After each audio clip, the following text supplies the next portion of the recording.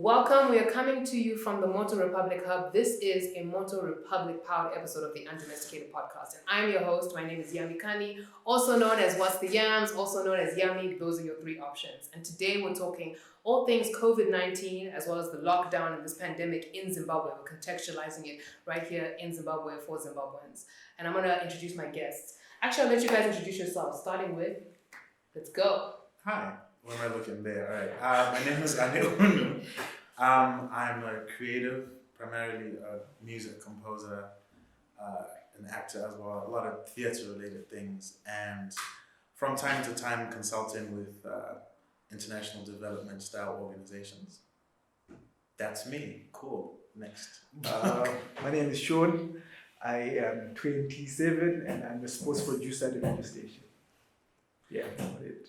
Oh, my name is December. I'm 34. I work in public health and in international development. I'm also creative. Nice. You like a good mixture? No, I yeah, play it's the good. guitar, Yeah. sing. Everyone decided to use this time to plug every single thing they do. I love that. Yeah, like everything. Yeah. I'm 24 years old, so it's Anu he failed to mention. Got you. What? Guys, we came together here to essentially have a very candid conversation about COVID-19 in Zimbabwe as well as the lockdown, and kind of give the audience in and out of Zimbabwe a raw discussion.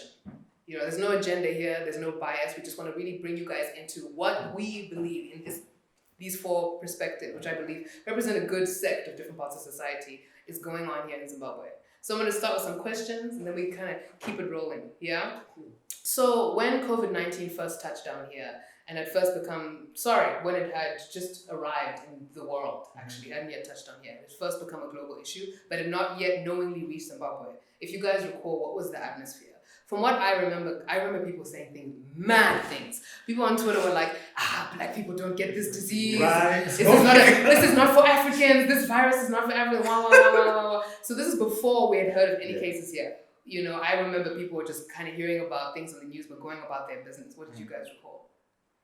Much the same, because I think when the World Health Organization first said it was like a international crowd, I don't know what the exact phrasing was. That was like, that was January 31st or something. Yeah, it was early. And I remember in January, I was getting ready to audition for something. Everything was normal. In fact, I think when people started talking about COVID here, I felt like it was in February, or at least in my circles. It wasn't until like February. And it was when my sister was here, people were joking and asking, oh, do you have corona? Because she was coughing a little bit. It was a joke to everybody. It was just a joke because it was something that was too foreign to be a big deal here. Right. I mean, we were doing this playwrights conference, and at no point throughout that whole experience did anybody bring it up. Because it just wasn't. We were crowding into the theatre, we were contracting. Because in as much as it was affecting everywhere else, it just wasn't a thing here. It wasn't real for anybody here at the time, at least in my circles. I don't know. Yeah. No, I'm on social media a lot and much like the same, it just seemed like it was a joke. We were just making fun of it, coming up with all sorts of nicknames, starting with the Rona. The Rona.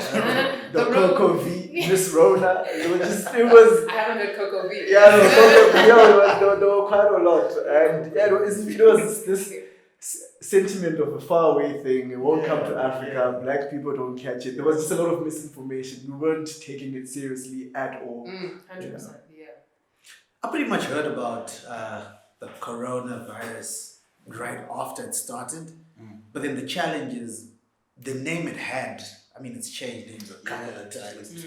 They called it the Wuhan virus. No, actually, the article that I saw said something like there's a new Chinese virus called the Wuhan, like even putting the location up in China. So that kind of throws things back to say, you know, like it's not with us, it's out there, and then there was a lot of misinformation that came from that, even based off how it spread. Someone says, even oh no, racializes it.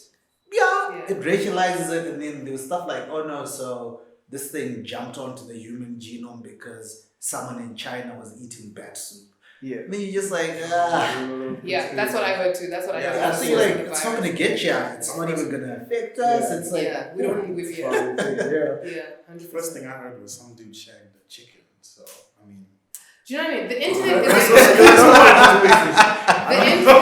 the internet is a blessing and a curse. But needless to say, there was taxing misinformation about this thing, right? And I think us in Zimbabwe, we were like, we weren't even trying to dig for the truth. and then actually another thing that happened in how I got to understand about this first, Yeah. they're like, oh no, it's like one of the coronaviruses. And then when you look back, coronaviruses have been around in one form or another. So you're like, oh, it's like SARS, it's like MERS. So even that made it, to me, be one of those things where you're like, it's not going to get you. Because there was SARS, H1N1, and see all the Asian people wear their masks, and you're like, this was Asia, so like, just leave it there. So it's pretty shocking what's happened now. Yeah, and I think the biggest hit for us was the unfortunate and tragic passing of COVID patient 2 here in Zimbabwe. And I think that caused a big shift in the thought culture around the virus here. And it kind of brings me into the next question, which was like, you know, it became a household conversation. You know, the passing of this was a big prominent figure, and it became a household conversation, and we kind of spurred a lot of online conversations about whether or not this nation was really readied in any form, you know, a healthcare system, our policies, our legislation were equipped to deal with this virus. So what would you say the answer to that is at this point regarding our health systems, our healthcare systems specifically? So, I mean, you mentioned patient 2. I'd like to get back at that before we move forward. Patient 2 was very tragic, but it was what probably brought a lot of publicity and awareness to how serious this potentially was. Yeah. But then something else that's very worrying came up after the patient 2 case, because you'd expect that, you know, after such a thing, everyone's like getting onto the bandwagon, practicing the etiquette, the social distancing. Right. But I happen to have some conversation with people around that, and you hear things say, no, look, that's like an anomaly.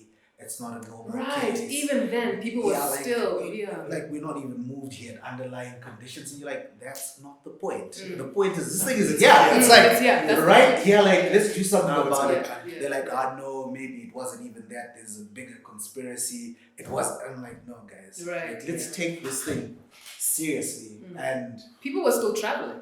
they were still I mean, there was traveling. misinformation saying that COVID patient 2 was the one that brought it. No, so many people were coming. There were already people coming in and out of the country at that point, and things like that. And it was just, it didn't take. On that patient 2 thing, another thing that happened is, I feel as much as there was racial profiling before that, it then brought another thing, which was class profiling. Right. So someone would be like, oh no, I didn't go to New York, like, I don't stay upmarket. I mean, I'm not in the burbs. I'm not from local Samora. I'm G, and then like, I'm ghetto, like, I was really bad. I'm good. But then this disease, this virus, it doesn't respect all of that. Yeah. It doesn't discriminate. It does not. It has absolutely no bearings of discriminating. I mean, even at the beginning, we were saying this is an old man's disease. We were like, check it out, you know what I mean? Yeah. We would be like, the parents gotta stay home. And it's like, for myself, I'm asthmatic, so my tete, my guru actually, works in healthcare, and she was the first person to tell me. She was like, I'm gonna need you to take this social distancing seriously and just stay home. And I was like, I got work to do, sis, bills to pay. Thanks, appreciate the input. You know what I mean? And she was like, nah, sis, let me break it down to you. I don't think you have the information. You are frontline high risk. Yeah. And I was like, explain that. And she was like, it attacks the respiratory system first. Doesn't matter how old you are, how fit you are, how happy you think you are, how great things have been going. You haven't had an attack in years. Try it. Yeah. And you've seen that meme of those guys carrying the coffins. Try it. Try it. And that's kind of for me where it sank in when she kind of broke it down for me. And she was like, this thing doesn't discriminate. I mean, there's nothing that you really need to take it seriously. Yeah. But I mean, also that where there was that whole, it's an old man's disease. Where it hit first in Zimbabwe was really supposed to be a wake-up call. I say supposed to be because I don't feel like people are taking this as seriously as they're supposed to. 100%. I mean, I've been around. I've seen so many queues at the supermarkets, and people are like this. Back to back, as they love to do. Yeah, Back to back, like grinding up on each other. Like I'm like trying to walk rest. in the supermarket, and you're like, okay, guys, Yeah. can we do this 1 meter thing? And then you also wonder what's the point of because they queue people up. Presumably they can restrict how many people inside, but you go inside and it's like, oh, look, you're right next to me. Like, You're reaching for the tomato that I'm reaching for, my guy, and then you're putting it back and I'm touching it. Like, what is it? Yeah. You know, working in sports media, I remember events everywhere were starting to get cancelled. That's when I knew that this is serious and Europe is taking it seriously. But still, with the mindset that it won't come here. Yeah. And I remember when it looked like it was spreading, and then it was inevitable that it's going to come to Zim soon. And it was the weekend of the 14th, 15th. And we were like, you know what? One last shipment, and then we shut it down. We don't go out ever again. And that's the weekend that I bumped into patient 2 at a club. So him, hey, how you doing, man? Good to see you. How's New York? Then we chatted for a little bit, and then we went our separate ways. I remember that was a Saturday night. I went to school, then work that entire week, and then the news started coming out that patient 2 has the coronavirus. Still wasn't sure. It seemed like social media rumors, nothing confirmed so far. And then Sunday evening, that's when it was confirmed that the patient 2 has the coronavirus. And then I remember that a week ago, I did dab this person up. We did have an interaction, so I knew that I was now at risk. And throughout the course of the week, there are so many people that I'd exposed, my classmates and people at work. So now it was now real for me. So Monday morning, called up my boss. This is the situation. I was in contact with patient 2, and I'm gonna stay. Yeah, I'm thinking the same. I'm thinking, wow.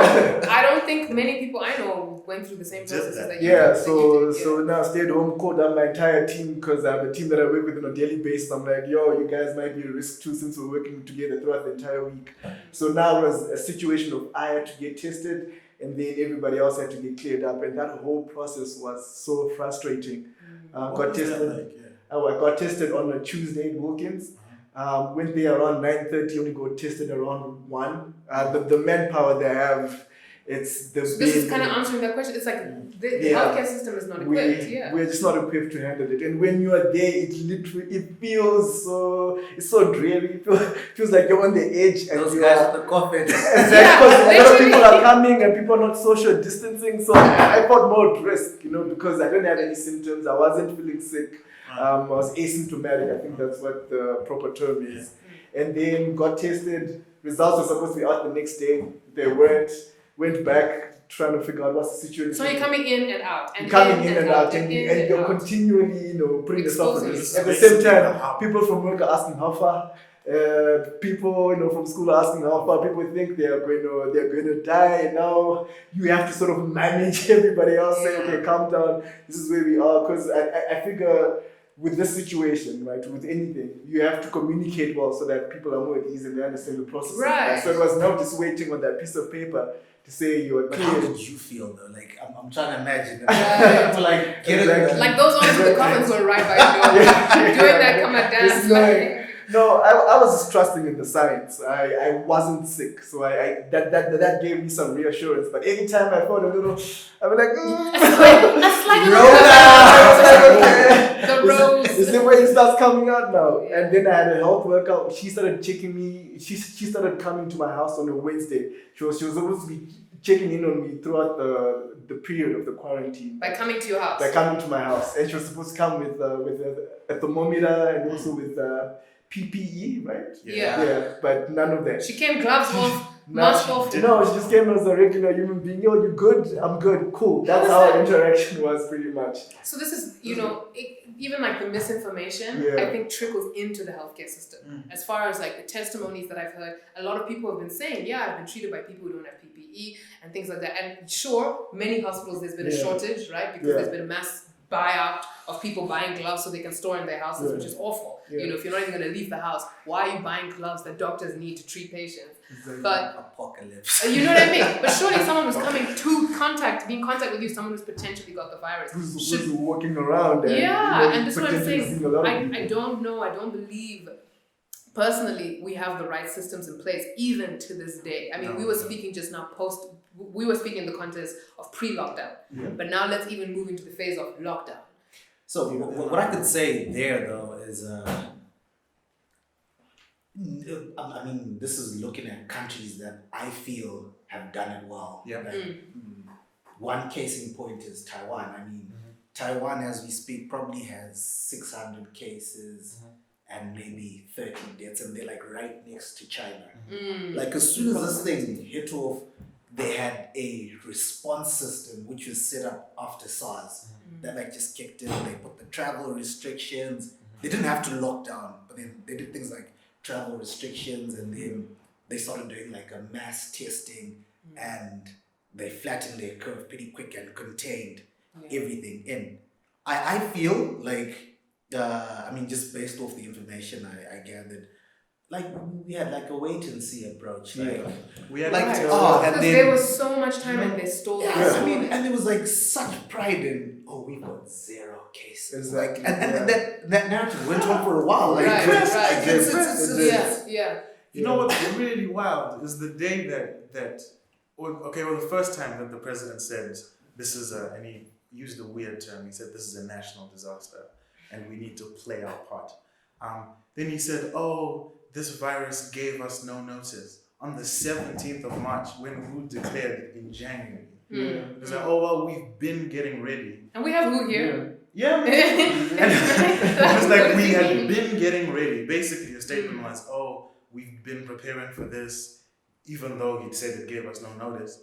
Then we come to the 23rd, when I think that was 23rd was the day of the passing. It was the day of the passing. Yeah, COVID patient 2. Yeah. I think because patients 2 and 3 were announced on the same day, I think. Because there's that one, that's the guy who's in, I don't know how much I can say about, because it's public information, it's all in the newspapers. But it's this dude who lives in Rua, who then ultimately infected his wife and the 2 kids. And then that's that family that the first lady like provided them with like I don't know if y'all heard about Mobile this. toilets and She was trying to, and funny enough, that dude's recovered.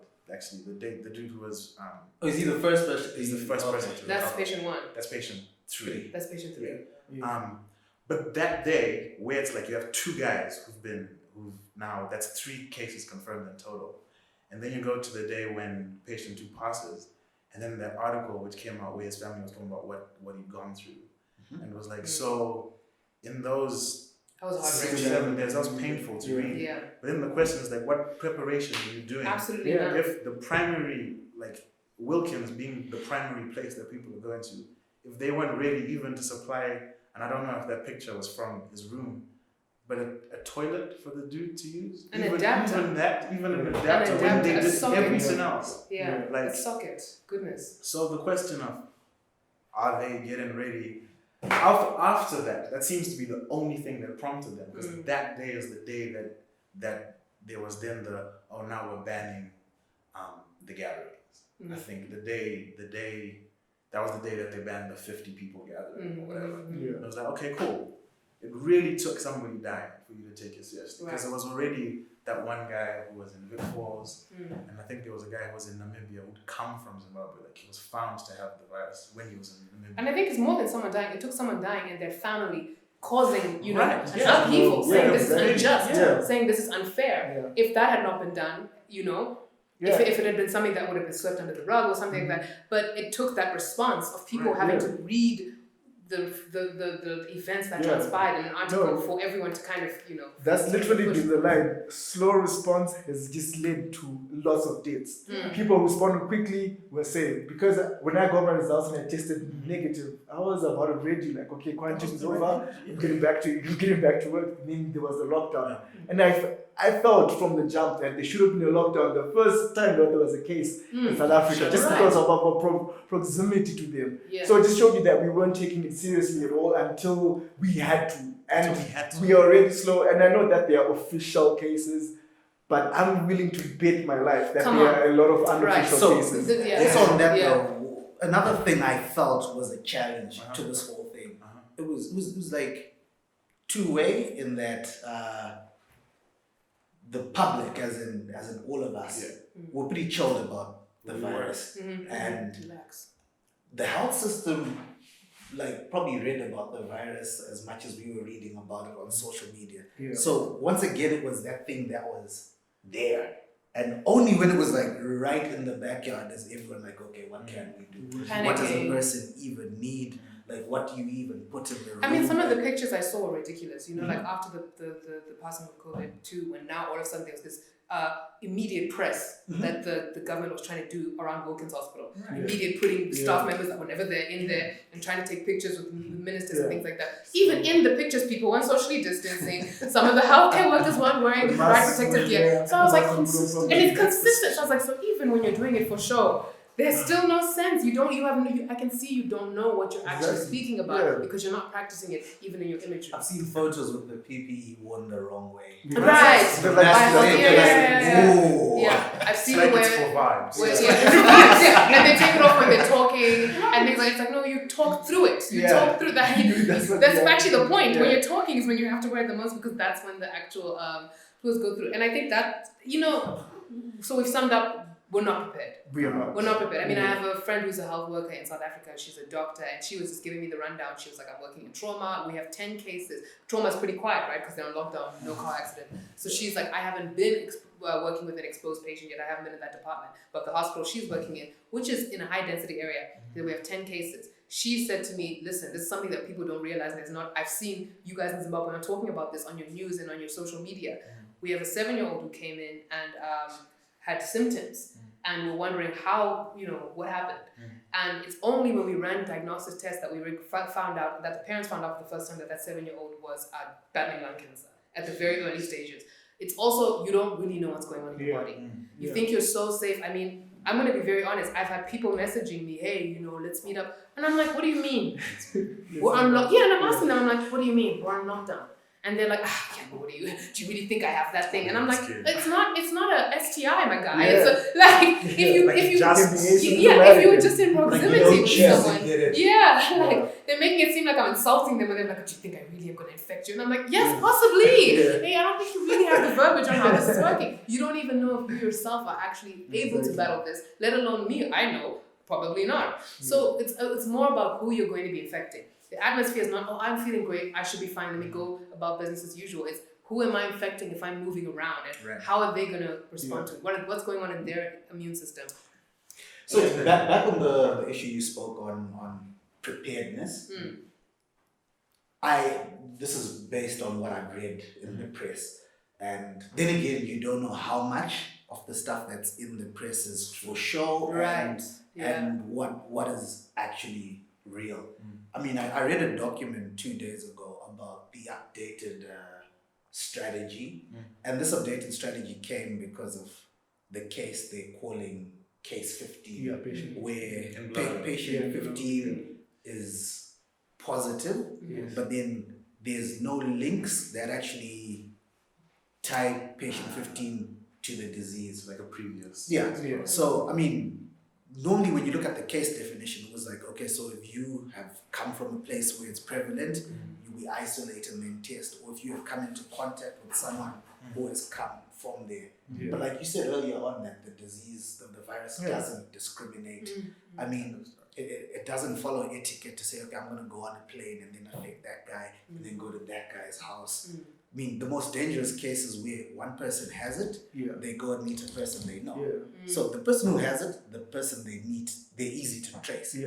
But in between here, I mean, whoever catches it and then whoever they are in contact with, that also catches it, that's a whole other thing. So I was saying the strategy that I saw said something like, if anyone presents with a fever or something that's respiratory leading towards that, they're going to start testing. I heard them I read stuff about rapid diagnostic tests, and the one with the swabs and whatever. Yeah, and the swabs. And then what was really good to read though was that Bulawayo is now testing as well. Because I mean, the only place that was testing is was Wilkins. But you're hearing things out there in Chileans, you're hearing things in Wange. The first case was Vic and we don't have a great transport system to say you're taking samples. So decentralizing testing and putting it out there for me, I was like, okay, that's at least Because, a step in yeah. the right direction. Yeah. That was a With good with step. this patient 15, or COVID 15, I don't know what the number 50 is. So, I think it's a she, right? Yes, it's a Yeah, she. so she was saying that she was reading articles that she was traveling around, she was going into supermarkets, but she said that from the moment she found out, she went into isolation because the temperature was high, and then that's when she had the test done, and she hasn't been anywhere else. But then there's this article which was talking about the different places that she's been. Even with my situation, I remember there was an article talking about how patient 2 was around everywhere and even went to the varsity, which was not true. And there's been that debate of should we be making the names of these people public so that we know what we're dealing with, or should we still be respecting their right to privacy Right. as patients? And I think we should follow That's a tough one. It's a tough one, but I believe with all things here, like I said, we're not equipped, and we should follow suit nations that have executed efficiently. You know what I mean? Nations that have executed efficiently have not publicized the knowledge of the names. It's just the system has worked effectively. Once you are known to be positive, you are immediately put into quarantine. No hold bars. That is a legal sentiment. You are legally, and once that's done, nobody needs to know whether you have it or not because you're in quarantine. You know what I mean? So whether it should not affect us whether we know. The reason why we do this here is because the legislative processes have not been put in place. It's not illegal once you know you are positive to need to go to the supermarket first. Do you see what I'm saying? The legislation hasn't been put in place to make sure people actually know to not go and put other people at risk. And I think that's what stops, the issue with putting names publicly, for example, with patient 2, is that we're dealing with a deeply divided nation. We're dealing with class wars. We're dealing with tribalism. There's too many layers for us to think that putting names to patients won't aggravate how people see and strategize about this virus. People will add an attitude to the information as opposed to seeing the information as what it is, information. It's not someone who you now have a stimulus to be upset about because you hate them, you hate what they represent, you hate the demographic they represent, is affected. No, it should be someone is affected, period. Therefore, the next step was it shouldn't have a stimulus for your emotions based on who they are because it takes away from the next move, which is the strategy. At least that's what I believe. Here's what because there's a lot of, and you're right, we should be taking cues from people who reacted immediately. One thing that we need to consider we don't have the resources to do what those people can do. True.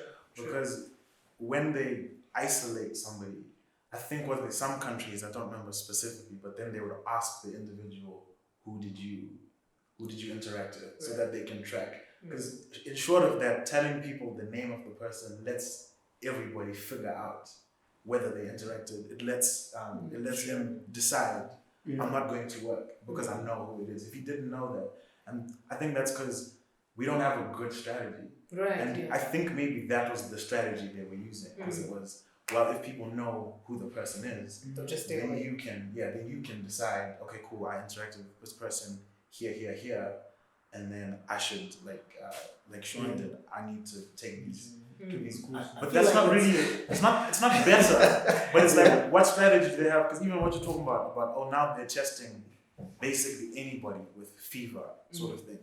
Before, that wasn't their energy. The energy was you need to be presenting with fairly serious symptoms. You need to be Yeah. almost fucking And dead. I like that. Testing. Like, you need a story. I mean, I remember I went to the local hospital here, and then Which one, Wilkins? No, Perry. Yeah. And then they had like a tent and they were screening outside, and there was like a long queue of cars.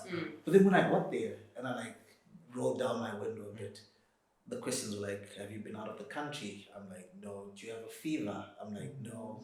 They had the thermometer. They're like, no, you can go. And I was like, no, can you just take my temperature? Yeah. I would like to know. Like, but you're fine and you haven't traveled. You've I'm told like, us. No. Would you lie? No. You wouldn't lie.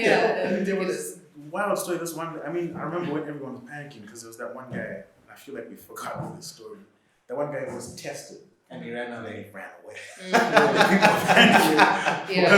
I think it was like. No, 2 but do days you or blame something. him once that story of patient 2 came out of how they treated that? No, but that was before. That was before we had the. Oh, was it before? I thought it was soon after. It was like 2 weeks before that. Yeah, Oh, it was really? before we had any cases. This guy was like. He was a suspect. And honestly, his being suspected was, I don't know if he left the country, but it felt like racial profiling, because when they talked about him, all they talked about was the fact that he was Asian. I'm like, cool, y'all are just deciding that anybody who's East Asian has got the virus. 100%. I've seen Raw it. energy. Crazy. That's the energy that people Yeah. were had. And then there's, so I mean, like now, we've changed our strategy. We're testing anybody with whatever symptoms. And I was reading, I did a lot of reading. This state Manzi will want to test, by the end of this month, they want to test 33,000 people. Yeah. Up to this point, if we assume they only started testing at the beginning of April, which isn't the case. Yeah. As of Tuesday, they tested 665 people. Ugh. So now we're supposed to believe that in that same 2-week period, Magic. you're going to be able to multiply from 665 people to... While maintaining not exposing which- unexposed people unnecessarily. And so Well, unless I've misunderstood the strategy, I don't see how that's going It to just happen. looks like we are very, So, we are very yeah. reactive. there's an article that came out Yeah. on Twitter Yeah. where a document Right. was leaked. Mm. So it looked like leading up to Tuesday, I think, we only had 500 tests in country, as in 500 testing kits. Mm. And I mean, What? So That's what? crazy. that's what the news said. As in, there was only 500. Is that local news or international news? It was, these were official documents that Yeah. actually leaked out. And then there were like the 20,000 kits that were donated, but when the shipment came, it had incomplete things in it. So that's as good as not having the test kits. But then even reading up, even trying to get more information, they probably have that number of tests in, but then the practicality. But then again, I mean, we're known to be those guys who make promises and... No, it You know what I mean? just looks like we are very reactive, and right now this needs just proactive and just good leadership. Just to 100%. stay in front Everything of that. it. Yeah. Because we've seen with America, when you don't, it's like from like 100 people to 200 people, and it quadruples, and it just keeps ballooning up and up. Exponential growth. Because And it doesn't make sense for cases to go up like one at a time. Like, I find that very hard to do. Yeah, To yeah. say we're on 6, now we're on 8. Eight. Now Now we're we're on on 9. Yeah, it doesn't make sense. It makes sense to say 1, 2, 4, 8, 16, 32, Right. 64, Because the countries that are actually 128. reporting Like, real numbers are reporting things at a very, it does this. It's like, it spikes at a very like high gets to rate. 1,000 in a week, and you're like, Yeah. oh, that was bad. But so Essentially, it's a very tricky situation. We're looking at a situation, like you said, where you're saying the government needs to be proactive. Everything that was in lieu and everything the way it stood before this, in terms of the corruption, in terms of the waywardness, it can't apply now.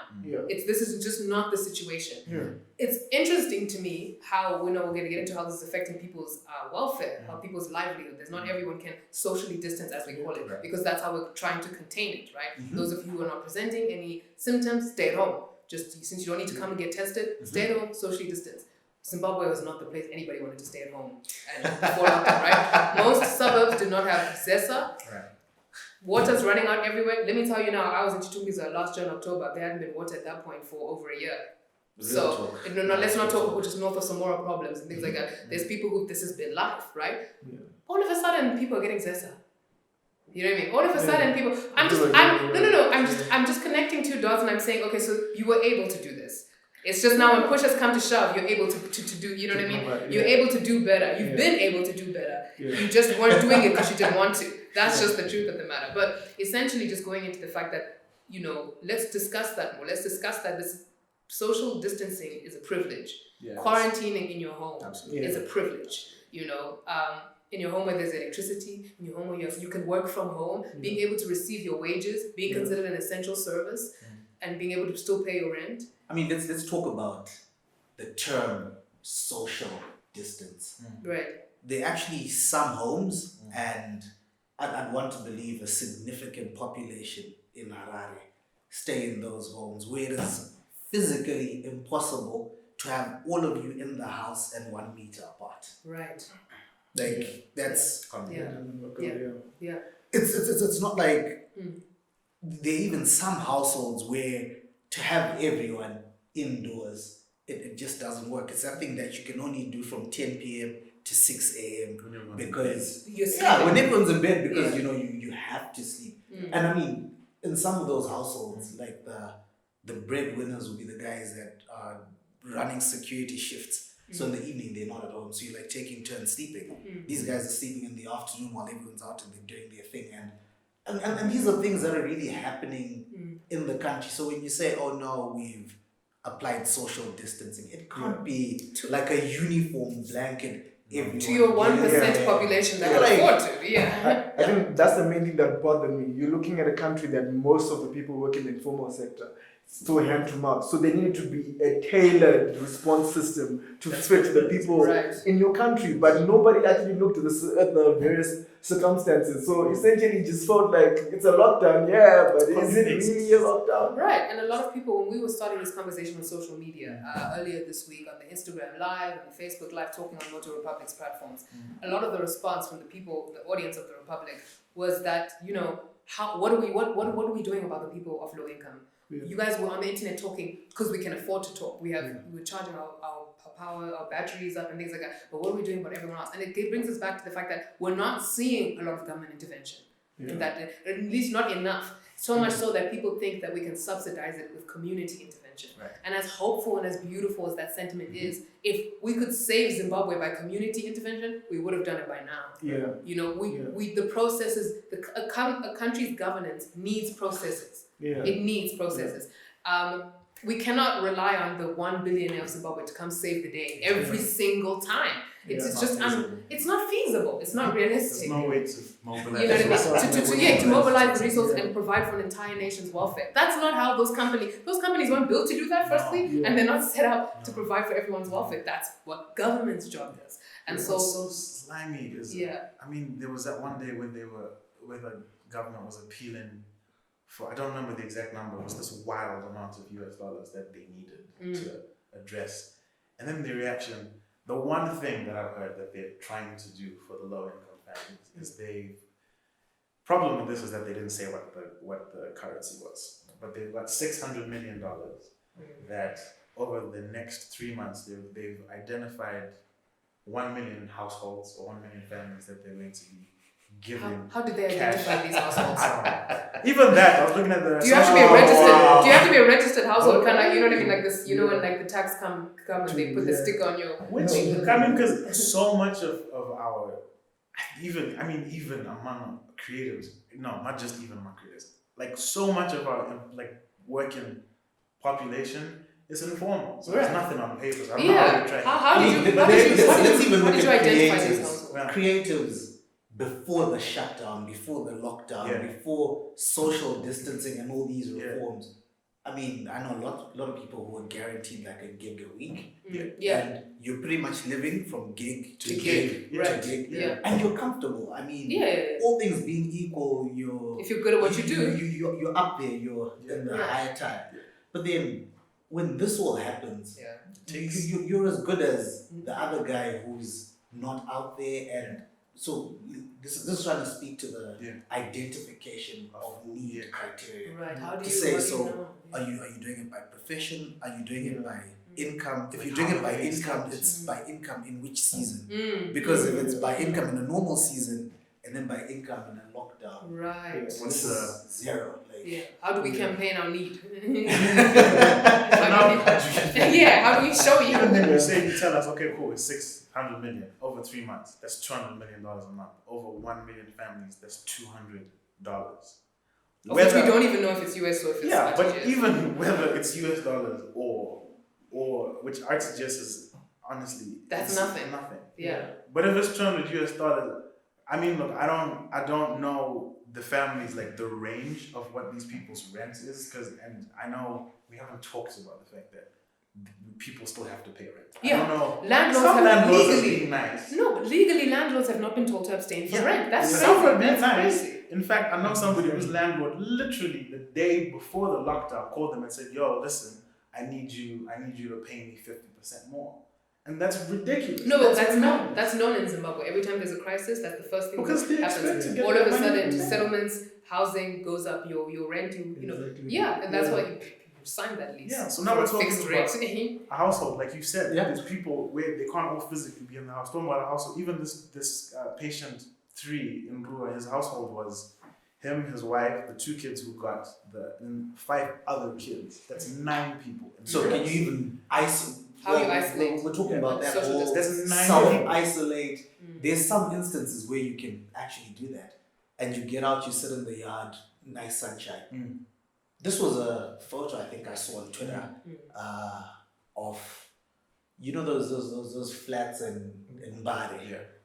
Outside the flats, there was like a huge crowd, and there's like a soccer pitch, and they were playing it was like a soccer tournament labeled the Corona Cup or something. Actually, I saw that on someone's live. I was like, And then- what are y'all doing? That block of flats is like right next to Matapi police station. So you have cops pacing up and down, and then there's all these people. So you look at that and you're like, okay, should the law enforcers, you know, act and get everyone into their houses? But then you look at the houses as well, and you're like, does it Are they make better sense? off outside? Like- Even? Yeah, exactly.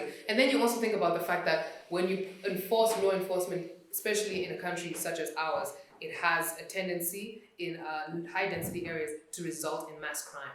Law enforcers are not always on the right side of the law themselves. We remember when we all had to stay in solidarity with the rape victims not too long ago in March of 2018.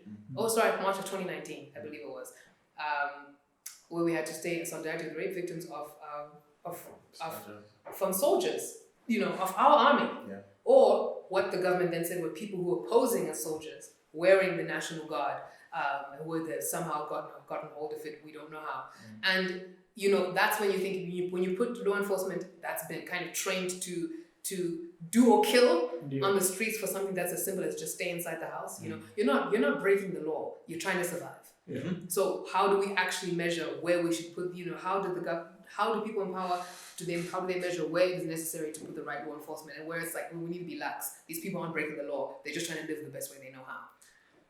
You know what I mean? That's a tough one. It's a tough one, but we go. The one you quoted though about the law enforcement, and you see law enforcement officers being lawless. A few days ago, I mean, the videos went viral about, you know, soldiers and cops beating up, I think it was a couple of ladies and maybe 3 ladies, 2 guys.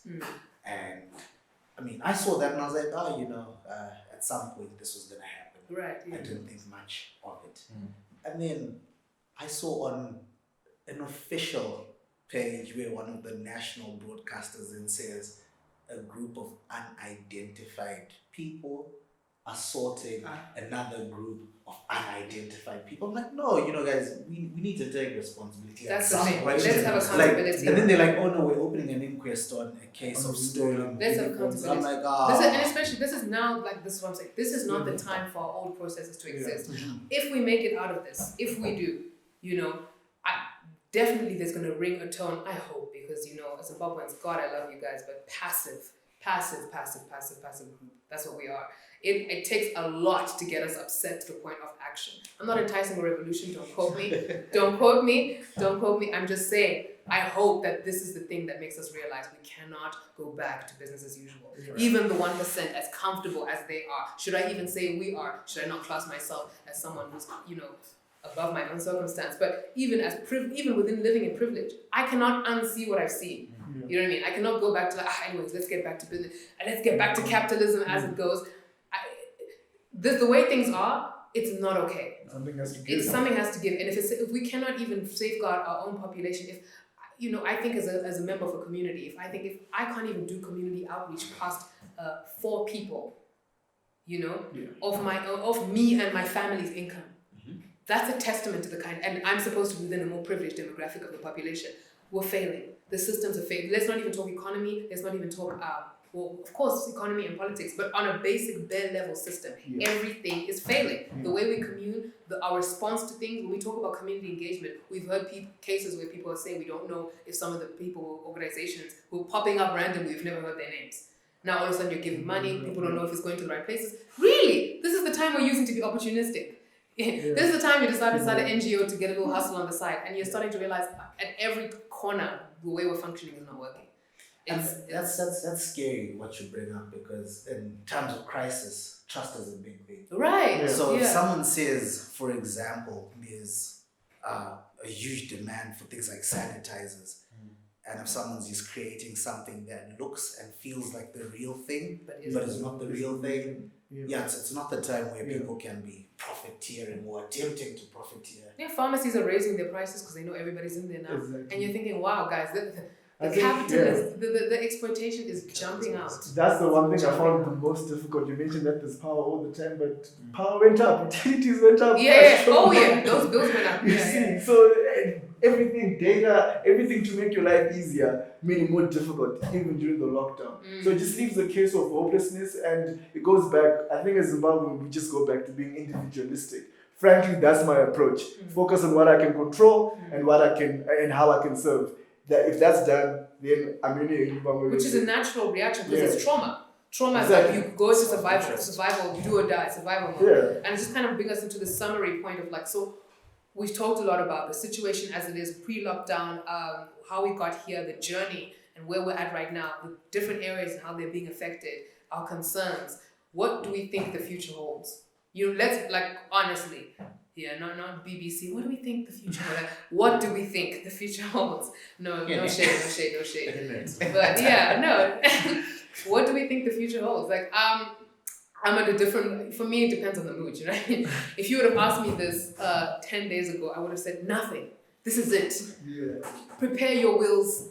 Please don't leave your families in shambles. Those of them that might survive this. I would have honestly told you the truth. I would have said, please, if everybody as much as possible, if you have anything to your name, put things down in paperwork. Fax things to your lawyer. Get things approved. Make sure that you're not leaving things in a state because we know how things are with families and things in African families and things aren't left accordingly. People are burying people with one person at the funeral. Because even in a pandemic, without having contact with the virus, people die. People die every day. You know what I mean? People are not only dying from corona, people are also just dying. And people are dying abroad. How do we get the body here? You know, I have a family member who lost someone the other day, and that was the panic was, I don't know, what are we going to do? How are we going to get them here? They're not here. And you know what I mean? And I'm thinking, this is not a way to say goodbye. And it's so you ask me those kinds of questions in that state, and I'm thinking, this is it. Yeah, countdown. I don't want false hope. I don't want fake positivity. I don't want, can we just stay positive so that we just not talk about the real conversations? Things are looking dire. They might not be looking dire from your home where you're watching this in a nice area, it's my Wi-Fi. You know what I mean? Even me, things might not be looking down and then get back home. But mentally, I understand that where we are right now is where all the nations that are freaking out were 4 months ago. Yeah. And that's what's freaking me out. I keep thinking, is this just a ticking time bomb? Is all the happiness around like, that's not really affecting us as much. We're fine. Only three people. Is it only because, that's because we're in January still. Yeah. While others are right now in April, we're sitting where people were in January. Yeah. And that is my fear. And that comes to me where it's like the future depends on how seriously we get everyone to take it right now. If you have the privilege to distance, I don't understand. Kind of, what's your excuse, my guy? We're talking about people who live 9 people in a house, toe to toe, when they're sleeping. You know, that's not a choice. Yeah. Nobody wants to live like that. That's not a choice. That's survival. Yeah. You're out here in your God knows what mansion, whatever. But you want to drive to someone's house. You guys are still hosting shimons. You still see IG lives of get together. I don't understand. Yeah. I don't understand the base level of inconsideration for the human condition right now. If you're going to exercise your time doing things of distraction and mindlessness instead of attending yourself to the focus of what can I do? Fine, you don't want to help your community. You're a little too depressed or whatever you want to call yourself to get something done. The excuses of privilege are plenty. I beg, that's my state of. I don't know how many depressed people came. So everybody's depressed now. Yeah, and it happens to everybody with a car and a mansion. Those are all the people saying, my reaction to this. I don't want to talk too much. Don't tell me about the outreach. I'm depressed. Yeah, and I'm like, the grotesque display of privilege that has been shown in the past 5 to 6 weeks. I definitely feel that we haven't seen the worst of it, and the worst is going to come. We've seen the global trends, that's how it's going to go. And I also understand that much of our future is also then dependent on how globally this is how it is moving globally. Right. So right now, the thing I'm doing is focusing on the science. They said 18 months till we get a vaccine, and then maybe a couple of years after that till everyone can be immunized. So for the next 3 years, it's just going to be body bags. And I'm afraid at a certain point we're going to become desensitized to it, and that's just how it's going to be on a mental standpoint. So, at this point, it is what it is. It is what it is. Yeah. Hectic. But it's an honest feedback because I think a lot of what we're hearing is, but these, puppy stories like, but so and so's grandma has recovered and yeah. Out of how many million people on this thing? People are going through it. You know what I mean? I don't think it's a fair thing for me to think that that's a good news. It's a too much of a slim slither, and it's not enough. I'm not optimistic, honestly. I mean, I hear things that make me think, okay, this is good, but you're doing it in one place, not everywhere where it's needed. That story, we've provided them with a portable toilet to one family. One family. Yeah. Who knows who else has, and you're not providing them. Where, this other story which upset me, and I let Sakuva in Mutare where people had arrived to sell groceries in the morning. And the police had burnt their vegetables. I heard that too. What's wild about that story? I'm sure chances are that's not the only place or the only time that happened. It's just the only place where there were reporters. People would take pictures. And then because people got so upset on social media, like the next day or 2 days after, the president says, people who are selling groceries, who are selling vegetables at the market will now be allowed to go to the market. I don't know if you remember that weird day where it was like, might as well. But it's wild because it took... It's damage control. Yeah, it took. But what's wild is it took the privileged people getting upset on social media to incite the government to do something which, honestly, they should have been doing from the beginning. I remember seeing that, I thought, y'all should have just told those people to go back home. If it was, no, they shouldn't be here selling their vegetables.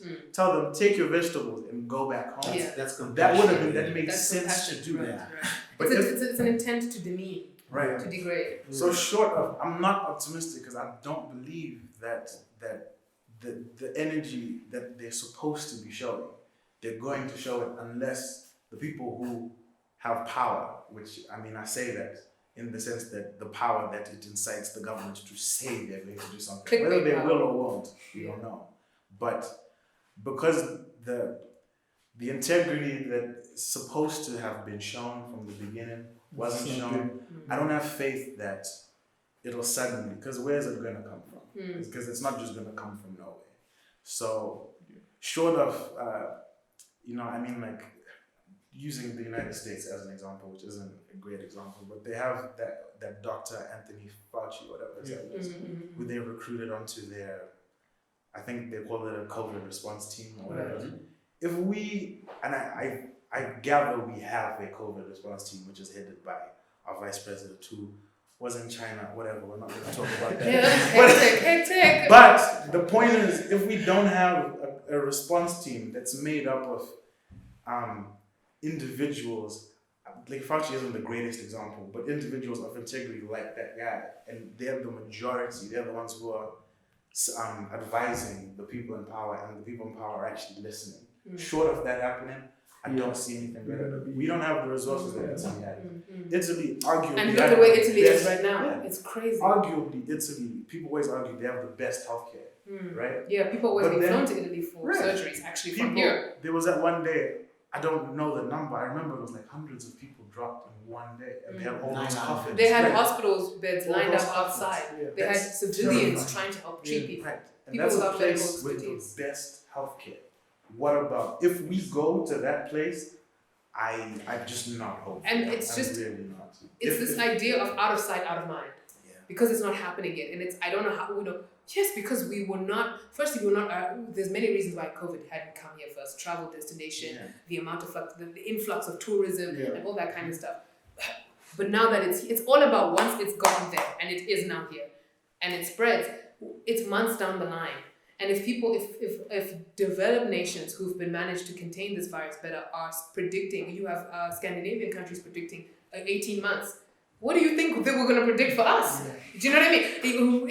If that's 18, that 18 months was not a prediction that was not based on this. So everyone's like, so I guess in 18, if you're there, but you're here. It could be worse for us, likely worse. And you're thinking, what a time, I'm glad I was born in Zimbabwe because it hit us less. No, it's hit us later.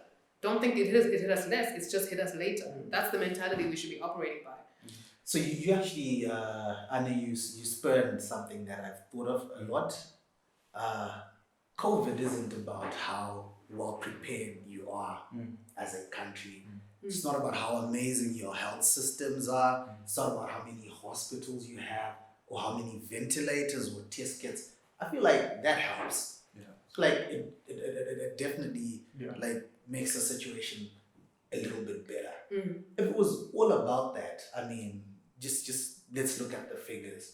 All of the countries that are hardest hit in terms of health system, they're right at the top. Like the USA, I mean, it's first class. You look at Germany, you look at Italy, you look at France. I mean, you look at China even, and I mean, it shows even in how they responded. Like even when they're disinfecting and The all of roads, that. the roads. Like it's some pretty grim measures they're putting in there to like contain and manage it, but still the numbers rise.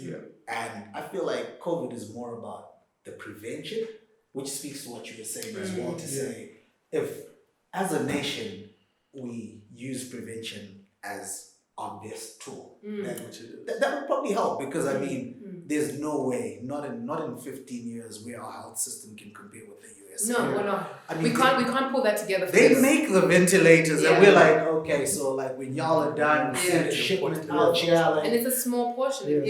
and so really our best bet, I mean, and this is not even on a hope message, because saying we need to prevent it then brings up the other questions like, so how am I going to eat? Right. So I can't go out because I'm doing hand to mouth. So you're like in that dilemma where it's like, do I eat? Or Even our parents, like, like COVID, food, like what am I gonna do? So it's that there. And then as a person, like, COVID shook me. And how it shook me is that, I mean, I always knew I wasn't in control. But then it was like a loud reminder to actually say that, you're not in control. And not in control comes from the perspective of my finances, where how I used to earn, I can't earn like that anymore. And I mean, this is day 18 of the lockdown, and like my savings are feeling it. And this is from a place of privilege, because not everyone has savings. Right. So someone's like counting down 18 days to say 3 days to food. Like, so I can go to the bank and get that salary I've been promised. can they open the outside so that I can go and make a plan? And so it spoke to that preparedness. And then because as a person you want to like hype up yourself, hyping myself up in this case was trying to figure out what other ways I can earn, because like I had my lines and I was set in my lines, and you got your hustle that's working. And already that's pretty diverse. You know what I mean? That's how Zimbabweans have had to be. I've got the one steady income, then I've got the two other side hustles, and that seems like you're doing already enough. Like, above and beyond that just seems like slavery. Like to capitalism. Like 3 side hustles, a main job, now you're like, then what more? Oh wow! That wasn't enough. And so one day slave to the money. statutory instruments just all of your things. I mean, they reinstated the US dollar, and like, it even got me to a place where I was now thinking, you know what? I should just encounter this COVID and get it over and done with. And that's great if you live beyond it. That's great if you like hustle through the COVID and you make it to the other side. Because do you mean the pandemic or the virus? I mean both. Like, hectic. Because it's like you're preventing and you're staying indoors, but then your livelihood is suffering. But then they don't know if once you've once you get it, if you ever recover the same way. If your body will function to it's other uncertain, which is where that powerlessness comes in to say, I actually don't know. I mean, try to imagine how wild it is trying to go through a year without getting the flu. Mad. Impossible almost sometimes. Once a year I get it. Obviously. That's like But then the great thing though, I don't know if it's great, but I don't think we will be the same after this. Like, we're a very social population. I mean, we like the hugs, we like the handshakes. Handshakes are cancelled for sure. It's funerals, and then you like have to shake 70 odd people who you don't know where they've come from. I think beyond COVID, that just needs to go. Yeah, we're definitely going to change the culture. I mean, I'm thinking combi rides, like 18 of you in that little car, and the conductor who interacts with 18 of you at a time, 20 times a day.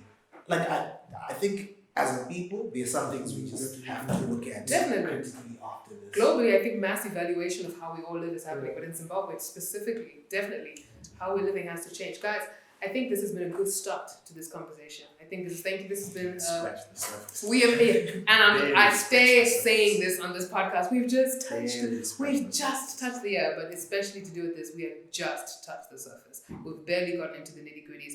I want to give a huge thanks to Moto Republik again for powering this episode, the feed for giving us the technicalities to get through this episode, Baptist Media's production, and I just want to thank you guys as well, Tasimba, Anewunu, and Sean, for taking time out of your evening to come and talk with us and giving our audience perspective as to what's going on. And I want to pose this to the audience. What do you guys think? What do you think the future holds? What do you think of what we've said so far? What more would you want us to talk about? What do you want to hear about more? What perspectives are you leaning to hear from?